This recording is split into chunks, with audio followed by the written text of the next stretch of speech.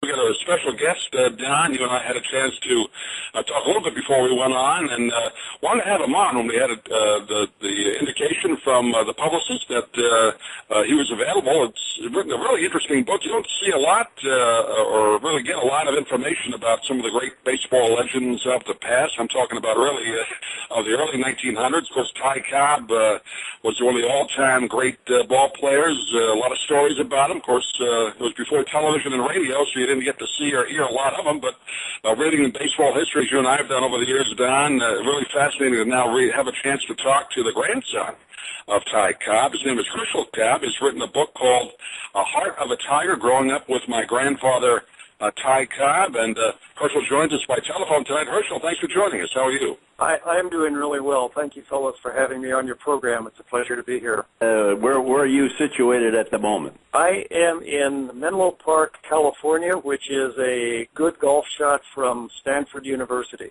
Oh, wonderful. I'm in the middle of what's called Silicon Valley. Of course, your grandfather was known as the Georgia Peach, wasn't it? Wasn't that one of his nicknames, Herschel, when he was a ball player? He was known as the Georgia Peach, and coincidentally, he had a home nearby where I live in Atherton, California, that he purchased after his retirement. Decided that the cold of Detroit in the winters and the heat of Atlanta in the summers, he came out west. He was offered a chance to look at the Seals as a team to buy, scouted the area, liked the weather, and purchased a home. Herschel, I think one of the things that we should say right at the outset, there were a lot of difficulties in your family. The players, of course, who played against Ty Cobb always thought he was one step short of being the roughest guy to ever play the game. But you also had your own problems to settle, and before you wrote the book, you had a lot of background on your own family and on yourself. Well, that is true. I started writing the book because my daughter requested stories of me as a child, and I didn't have anything really pleasant to relate to her. My parents were stuck in an unhappy marriage. They were dysfunctional. They had their own individual demons. I managed to live through it, but not without some terrorizing and bullying and whatnot in my very young years.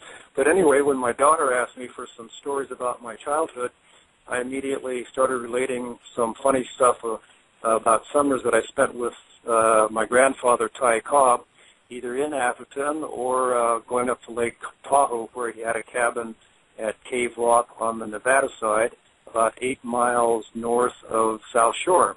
And they're always funny, and I relate several of them in the book because I thought that they told something about him as a person. They meant something to me because they were meaningful in my maturation, in my basically getting sort of a grandfather-father that I never had as a youngster, and basically just enjoying myself and liking to be with him and spending time with him. It was very fun to spend time with. He had a lot of confidence. He always had something to do, some place to go, some adventure to partake in, and he showered his grandchildren with affection and caring, and that was a real pleasure to experience. Doug?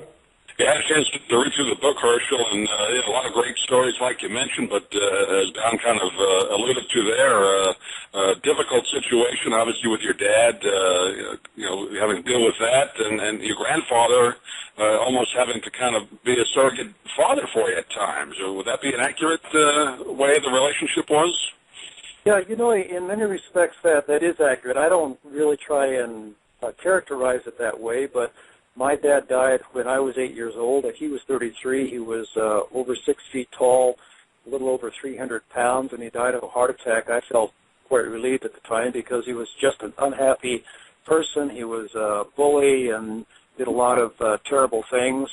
And then shortly after he died, my Uncle Ty, who was the first son, about a year and a half later, died of a brain tumor, which he went from being a practicing physician to his just being in a wheelchair in a matter of 4 months. It was a summer at my grandmother's house, and I kind of watched this process, and that was horrible. I saw my grandfather trying to comfort his son, but the very qualities that propelled him to be such a great baseball player. His intensity, his fierceness, and his independence also served to estrange him from his family and his sons in particular. And it was very, very sad to watch him try to encourage Ty Jr. to talk. Ty Jr. had one of those brain tumors that's in the back of the head, where he needed full-time assistance in a wheelchair. At the end of the summer, he could not even remember the names of his own children. It devastated my grandfather. He was just broken, very, very sad, retreated to his home in Atherton, pulled all the blinds, sat and moped around, not knowing what to do. You know, all of his fierceness, his competitiveness, his championships, his money could not do anything to save his son.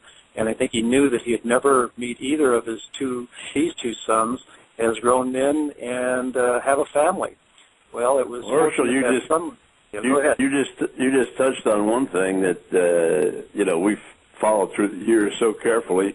What made him such what made him such a great investor? He was a terrific ball player, no question about that, one of the all-time greats. But he also was a great investor. Yeah, he was a very intelligent guy, and those stories are really very, very interesting. He grew up near Royston, Georgia. The town that he grew up in no longer is there, but he plowed fields behind a mule so his father could plant cotton. So he learned quite a lot about the cotton business. Well, now, when he started playing baseball, he didn't have any money. He was in Detroit. He was battling to even keep a job. But Detroit, in the early part of this century, was very much like, say, Silicon Valley is today. Tons and tons of inventions. Cars were being improved. He met Leo Chevrolet. He met the Dodge brothers. He met the fellows who ultimately ended up owning General Motors. There were about 140 car manufacturers. He met people who started General Electric. While he was a resident of Detroit, there was a big transition of gas lights going into homes. He actually experienced that. My grandmother told me tales of that. And all of this invention was going on, and he used to hang around the major hotels where these guys met for drinks after work and stuff, and they liked hanging out with a ball player, and it was, Ty, you should be investing in this, and you should be investing in that. He didn't have any money, and they would get him to buy a few shares of their company. The story about him investing in Coca-Cola is particularly amusing. The Woodruff family bought the formula for Coca-Cola. They wanted to hang out with ball players. They particularly liked Ty Cobb. They all got along quite well with him. He liked to hunt. They liked to hunt. They were outdoorsmen. And anyway, they loaned him $400 to buy his first shares in the Coca-Cola company. Well, it did well, and he kept buying and kept buying and kept buying over the years and ended up owning a substantial share. And he realized that he wanted to be independent of baseball for his living, and while he was a ball player and he got his investments going, he openly encouraged his teammates and players of other teams to invest in stocks so that they'd have something when they left baseball. And he had a good eye for this stuff. He invested in major companies or companies that turned out to be major players in their fields in the United States economy. So, interesting stories. And he did well, obviously, as a ball player for what they got paid back then, but unlike a lot of ball players, Herschel, even at that time, he knew to look ahead and plan for the future. And, of course, the money he made with the Coca-Cola stock, not only was he well off, I would assume he took care of a lot of the family, and I know he did a lot of work for putting together a college fund, didn't he, in Georgia? Yes, he took very good care of his family, and when he died, he had already started the Ty Cobb Educational Fund based in Atlanta, Georgia, and he contributed a quarter of his estate to that fund. That fund has been going on for 50 years. I think it was 2 years ago was their 50th anniversary. They continue to give money to students who want to go to college. I don't think it's limited to the state of Georgia anymore, but initially it was Georgia kids who work hard and want to go to college, and Granddaddy wanted to support that. You know, his father was an educator. He never had an education. He was self-educated. He was smart as a whip, and he was insistent that his grandchildren try and get an education, and he believed in it so much that that's where he wanted a lot of his money to go. he was generous in a lot of ways in that regard. You mentioned at the beginning of our interview that your sister really put the idea in your mind to start to write this book. How many brothers and sisters do you have, and what does she think about it now that you've completed the task? Okay, I have an older sister and a younger brother. It was actually my wife who suggested I write down these stories. My sister's passed away 3 years ago, but Lynn, my wife, suggested I start writing down the stories I was telling our children, and pretty soon, the stories of the North Shore Club at Lake Tahoe and my visiting his office and seeing all of his memorabilia and watching him autograph baseballs and action photos and meeting him late at night and hearing stories of baseball and his career. These really interested my kids, and when I wrote them down, I said, he was a funny guy, and he was a real good grandfather. So after a while, I realized that there was something here that I wanted to pass on, mainly because my kids liked it. I saw the real power of grandparents in taking care of grandchildren whose parents maybe didn't do as well as they could have. In my case, they just did poorly, but a lot of kids benefit from their grandparents, and I thought that sharing my story would get others to share their stories and grandparents to realize how much of an influence they have. I think one of the things that I've reaped from having written this book is that whenever I mention it, other people tell me their family stories going back at least 1 or 2 generations.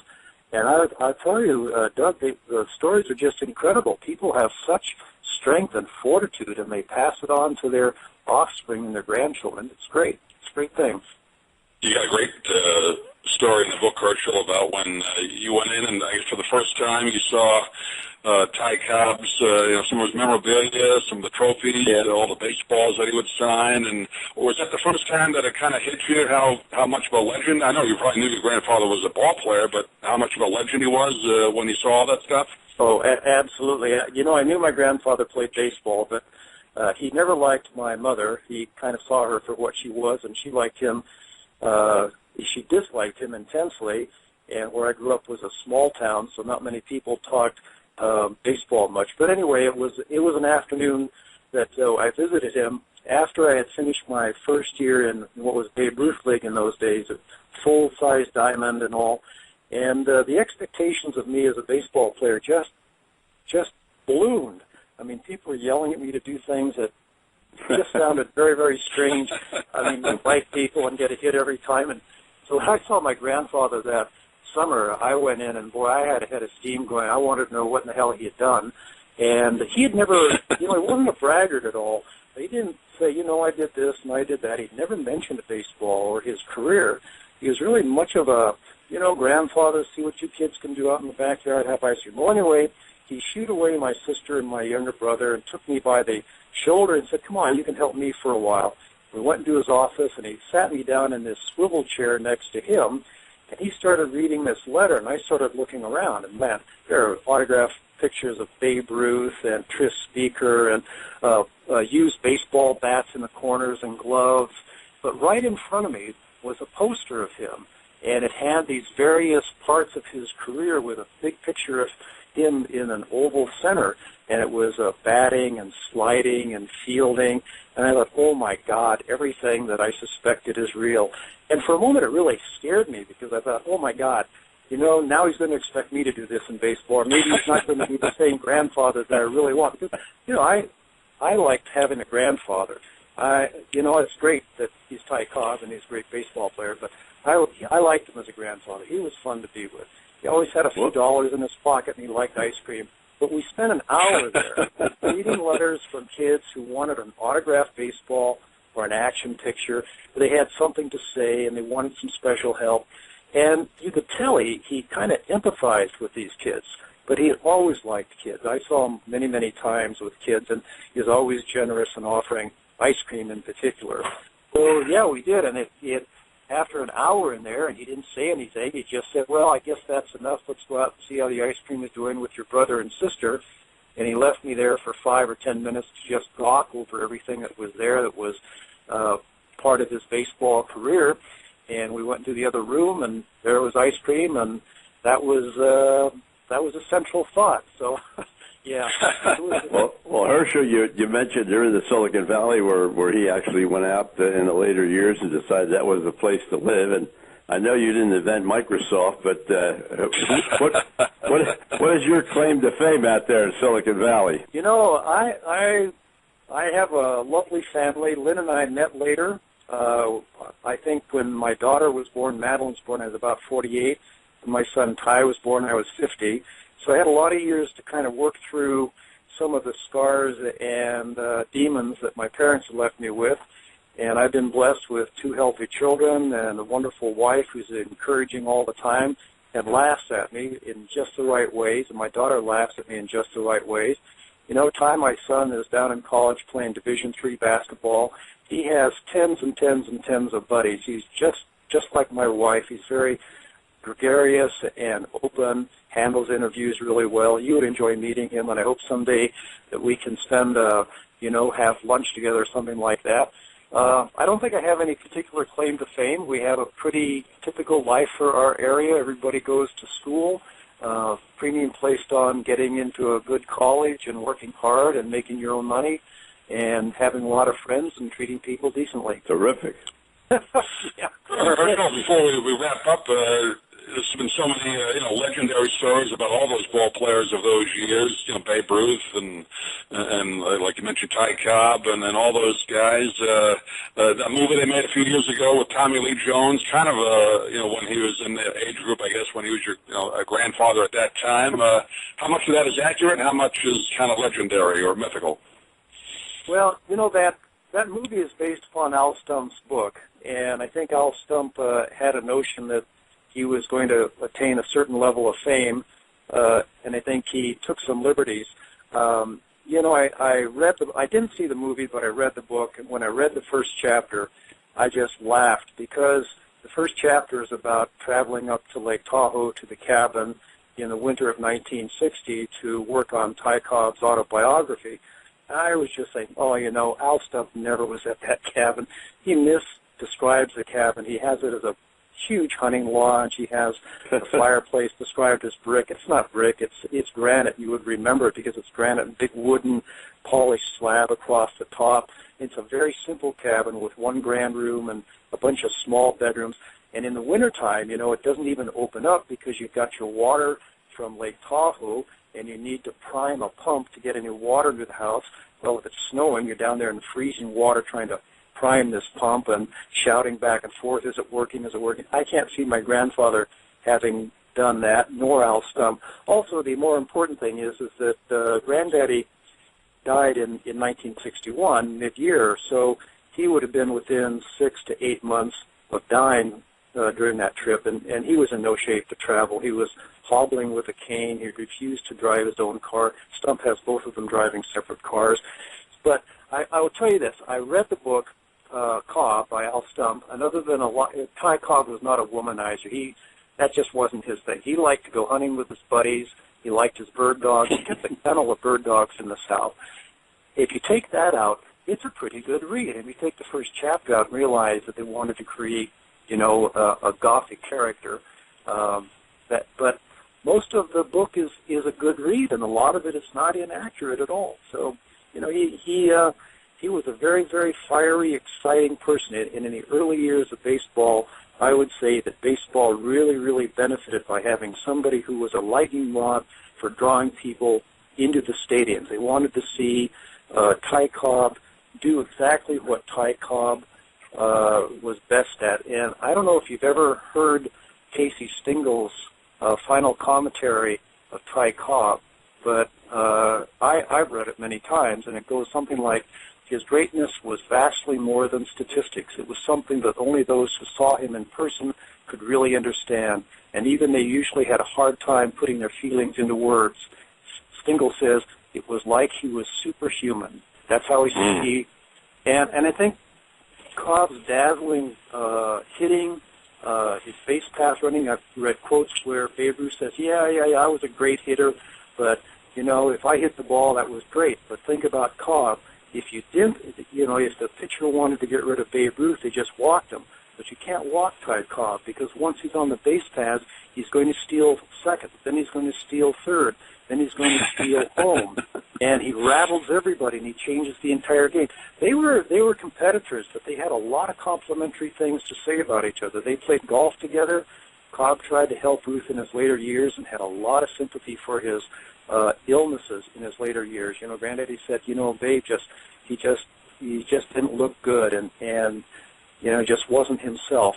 But you know, while they were competing, it was tough for Ty Cobb because people loved the home run, and Ty Cobb was not a home run hitter, but they had a lot of respect for each other, enormous respect. And your grandfather had a sort of a tough life at the end himself with illness. Well, he had many things wrong, you know, cancer and a heart problem, diabetes, and no amount of ferocity can overcome those types of things. Yeah. Well, it's a great book, Herschel. It's a little different type of baseball book, but I think it really kind of gives a true portrait of your grandfather. Like you said, it was no TV or radio back then. I guess you had to read the newspapers to follow, you know, what he did on the diamond. But he was a tough player. I think he even described his legs, how beat up they were just from all the spikes he took. Right? I mean, pretty tough to look at, right? Well, I think it was tough on both sides. Yeah. It was a different game then, you know. It was more rough and tumble, and it was a real battle. But, yeah, you're right. Heart of a Tiger is the name of the book. Herschel, give out a website. People can get a hold of the book if they like, or get a hold of you. Well, yes. I can be reached at Herschel Cobb at yahoo.com, and that's my name. It's